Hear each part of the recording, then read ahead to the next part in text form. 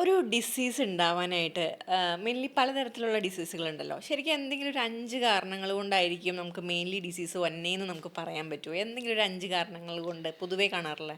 Especially life style disorders എന്ന് പറയുന്ന ക്ലാസിഫിക്കേഷനിൽ വരുന്ന ഒബീസിറ്റി അല്ലെങ്കിൽ ഡയബറ്റീസ് അങ്ങനെയുള്ള കണ്ടീഷൻസ്, അല്ലെ ഓട്ടോമ്യൂൺ കണ്ടീഷൻസ്, അല്ലെങ്കിൽ ഞങ്ങൾ സ്പെഷ്യലൈസ് ചെയ്തിരിക്കുന്ന ഇൻഫെർട്ടിലിറ്റി പോലെയുള്ള കാര്യങ്ങൾ, ഇതിനൊക്കെ ബേസിക്കായിട്ട് ഒരു 5-6 റൂട്ട് കോസസ് നമുക്ക് പറയാനായിട്ട് പറ്റും. ഒന്ന് ഇൻഫ്ലമേഷൻ. ഇൻഫ്ലമേഷൻ എന്ന് പറഞ്ഞാൽ മലയാളത്തിൽ പറഞ്ഞാൽ നീർക്കെട്ടെന്നൊക്കെ നമുക്ക് പറയാൻ പറ്റും. ഓക്കെ. അതായത് നമ്മളുടെ ശരീരത്തിൽ ഇപ്പോൾ ഒരു ഇഞ്ചുറി വന്നു കഴിഞ്ഞിട്ടുണ്ടെങ്കിൽ അവിടെ റെഡ്നെസ്സും അല്ലെങ്കിൽ സ്വെല്ലിങ്ങും അല്ലെങ്കിൽ ടെമ്പറേച്ചർ കൂടുകയൊക്കെ ചെയ്യും. സിമിലർ സിറ്റുവേഷൻ നമ്മുടെ എൻ്റയർ ബോഡിക്ക് ഉണ്ടാകും. അതിനെയാണ് ഇൻഫ്ലമേഷൻ എന്ന് പറയുന്നത്. അതേപോലെ തന്നെ ഓക്സിഡേറ്റീവ് ഡാമേജസ്, അതായത് നമ്മളുടെ ബോഡിയിൽ ഒരുപാട് മെറ്റബോളിക് പ്രോസസ്സുകൾ നടക്കുന്നുണ്ട്. അതൊരുപാട് വേസ്റ്റുകൾ പ്രൊഡ്യൂസ് ചെയ്യുന്നുണ്ട്. അന്നേരം അതിനെ ന്യൂട്രലൈസ് ചെയ്യണമെങ്കിൽ എക്സ്പെഷ്യലി ആൻറ്റി ഓക്സിഡൻസ് എന്ന് പറയുന്ന ഒരു ക്ലാസിഫിക്കേഷൻ ഓഫ് ന്യൂട്രിയൻസ് നമുക്ക് ആവശ്യമാണ്. ഇത് നമുക്ക് പ്രധാനമായിട്ടും കിട്ടുന്നത് നമ്മുടെ ഫ്രൂട്ട്സിൽ നിന്നും വെജിറ്റബിൾസിൽ നിന്നൊക്കെയാണ്. അന്നേരം അത് കിട്ടുന്നില്ലെങ്കിൽ നമുക്ക് ഓക്സിഡേറ്റീവ് ഡാമേജുകൾ ഉണ്ടാകാം നമ്മുടെ ടിഷ്യൂവിൽ. അതുപോലെ തന്നെ ടോക്സിസിറ്റി.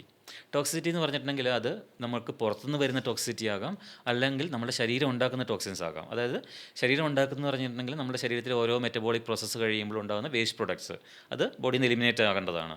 ഇനി പുറത്തുനിന്ന് വരുന്ന വേസ്റ്റ് മെറ്റീരിയൽസ് എന്ന് പറഞ്ഞിട്ടുണ്ടെങ്കിൽ നമ്മളൊക്കെ ഒരുപാട് ഡിയോഡറൻസോ അല്ലെങ്കിൽ ടോയ്ലറ്ററീസോ ഒക്കെ യൂസ് ചെയ്യുന്നുണ്ടാകും. ഇതൊക്കെ നമ്മളുടെ ബോഡിനെ സംബന്ധിച്ചിടത്തോളം എന്താ പറയുക, it may not be natural. അതായത് രണ്ടാം ലോകമഹായുദ്ധത്തിന് ശേഷം ഏകദേശം 10,000 കണക്കിന് പുതിയ കെമിക്കലുകൾ കണ്ടുകെട്ടിയിരുന്നെന്നാണ് പറയുക. ഈ കെമിക്കലുകളെക്കുറിച്ചൊന്നും നമ്മുടെ ബോഡിക്ക് വലിയ ബോധമൊന്നുമില്ല. ഓക്കെ, നമ്മളുടെ ബോഡിക്ക് അറിയാവുന്ന മേജർ ഫുഡും ന്യൂട്രിയൻസും അങ്ങനെയൊക്കെയുള്ള കാര്യങ്ങളാണ് മേജർലി അറിയുന്നത്. അന്നേരം ഇങ്ങനെയുള്ള കെമിക്കൽസിനെതിരെ ബോഡി റിയാക്ട് ചെയ്യും. അതാണ് ടോക്സിസിറ്റി എന്ന് പറയുന്നത്. ഉദാഹരണത്തിന് നമ്മളിപ്പം എന്താ പറയുക, എന്തെങ്കിലും ഇത് ഡിയോഡറൻസ് അടിക്കുമ്പം അതിനകത്ത് സീനോ ഈസ്ട്രോജൻ എന്നൊക്കെ പറയും. അതായത് നമ്മളുടെ ഈസ്ട്രോജനായിട്ട്, എക്സ്പെഷ്യലി ലേഡീസിന് ഈസ്ട്രോജനായിട്ട് മിമിക് ചെയ്യാം. അന്നേരം ഈസ്ട്രോജൻ ഡോമിനൻസ് എന്ന് പറഞ്ഞിട്ട് ഈസ്ട്രോജൻ കൂടിയാലുണ്ടാകുന്ന ബുദ്ധിമുട്ടുകൾ ഉണ്ടാകാം.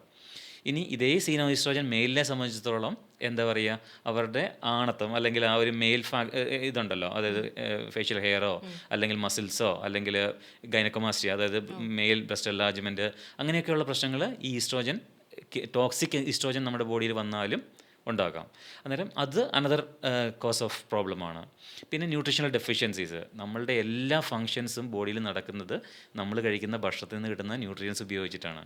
അന്നേരം നമ്മൾ നാച്ചുറോപ്പതിയിലും ഫങ്ഷൻ മെഡിസിലും നമ്മൾ കറക്റ്റ് ചെയ്യുന്നത് അല്ലെങ്കിൽ ഒപ്റ്റിമൈസ് ചെയ്യുന്നത് ബോഡിയുടെ നാച്ചുറലായിട്ടുള്ള ഫിസിയോളജിയാണ് അല്ലെങ്കിൽ ബയോ കെമിസ്ട്രിയാണ്. വേറെ മോഡേൺ മെഡിസിനെ സംബന്ധിച്ചിടത്തോളം അവർ പാത്തോളജീനെ ട്രീറ്റ് ചെയ്യുന്നത്. അതായത് ഒരു ഡിസ്ഫങ്ഷൻ ഉണ്ടെങ്കിൽ അതിൻ്റെ പാത്തോളജീനെ ട്രീറ്റ് ചെയ്യും. പക്ഷേ നമ്മളിവിടെ ചെയ്യുന്നത് എന്താണെന്ന് വെച്ചിട്ടുണ്ടെങ്കിൽ നമ്മളെ ഫിസിയോളജിക്കലി ഒപ്റ്റിമൈസ് ആക്കുക, അല്ലെങ്കിൽ ബയോകെമിക്കലി ഒപ്റ്റിമൈസ് ആക്കുക. അന്നേരം ഇങ്ങനെയൊരു 4-5 ബേസിക് എന്താ പറയുക ബയോകെമിക്കൽ ചലഞ്ചസിനെ നമ്മൾ അഡ്രസ്സ് ചെയ്തിട്ടുണ്ടെങ്കിൽ നമുക്ക് മിക്കവാറും എല്ലാ ലൈഫ് സ്റ്റൈൽ ഡിസോർഡേഴ്സിനെയും നമുക്ക് അഡ്രസ്സ് ചെയ്യാനായിട്ട് സാധിക്കും.